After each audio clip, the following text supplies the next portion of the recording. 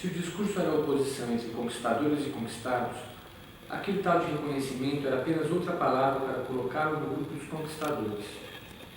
Era para ele virar aquilo que jurou combater desde que se entendia por gente.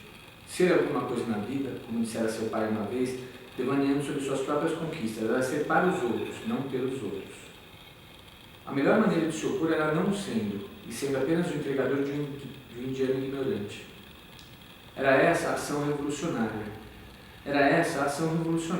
E olhou as famílias aproveitando o sol do fim de tarde daquele 4 de junho de 1989, com a certeza de que aquele dia seria um marco na sua história. Seria um marco que mudaria a sua história e a história do mundo, mas Rogério imaginou tudo errado quando se levantou firme tentando controlar a euforia e repetindo em voz baixa: é essa a ação revolucionária. Carregou pelo metrô as imagens da casa geminada e da loira de olhos azuis e sardas e do sexo futuro que já o excitava, e de uma vida toda dedicada ao jardim de casa e à mediocridade. Isso sim era ser anti-norte-americano. Isso sim era fazer da vida um protesto. Olhou no relógio, pulou a catraca do metrô, apertou o passo. Não imaginou que o indiano sequer notaria sua chegada, atento que estava ao noticiário, ao lado de outros indianos de lojas vizinhas. What is happening? Perguntou por perguntar. Viu alguma coisa de uns chineses mortos de um protesto fazia alguns dias, mas não quis saber. Nos jornais, só lia a seção de esportes, que antes achava tão estúpida. O indiano olhou para ele e, sem disfarçar o desprezo, disse: I wonder in which world you live, boy. Não sabe o que doeu mais: ser chamado de menino ou ver na TV aquele rapaz parando uma fileira de tanques do outro lado do mundo. No começo da noite, não tomou o trem para casa.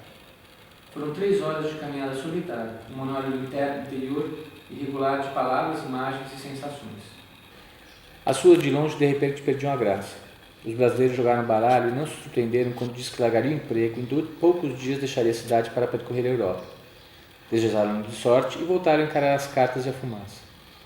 Seu futuro deles seria tão diferente quanto eram seus passados. Eles sempre o souberam. Era Rogério quem se iludia. Porque eles sabiam da vida. Naquela noite, Rogério sonhou com um jovem em frente à fileira de tanques. Pela manhã, acordou pensando nele. E o gosto amargo de que certamente o rapaz estaria morto naquela hora não saiu nem numa segunda escovada de dentes. No café da manhã, primeira vez, leu o jornal como o jornalista que se tornaria, mas isso ele sequer imaginava. A Alemanha era a última parada depois dos 12 países e 4 meses de viagem.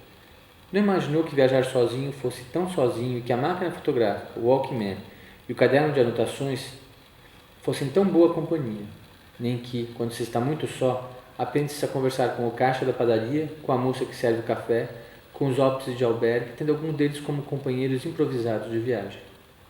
Por 2 semanas viajou como uma americana. O sexo foi iniciativa dela e o amor dele. Despediram-se na estação de trem de Milão porque ela não quis ir com ele para Veneza e não o convidou para acompanhá-la a Roma. Ele havia sido ótimo, ela disse em inglês, mas precisava continuar naquela jornada solitária em busca de si mesmo. Deu-lhe um último beijo antes de entrar no trem e não olhar para trás. Ser jornalista, onde o professor havia de ensinar, é saber se despedir. Por isso, casamentos de jornalistas não duram. A relação de vocês com o mundo será impessoal. Ele havia dito no final de uma aula, numa conversa formal com os alunos, e aquilo era o que tinha sobrado do curso. E era com aquelas palavras que tentava desatar o nó em seu peito, quando tomou o caminho da Duomo e comprou um copo de vinho do Porto, que ficou bebendo entre a gente da Itália até chegar à praça, que tinha a galeria de um lado, a igreja do outro, um enorme outdoor da Benedetto no terceiro, um triângulo exausto de marchas que desceu pela boca e tomou-o por inteiro.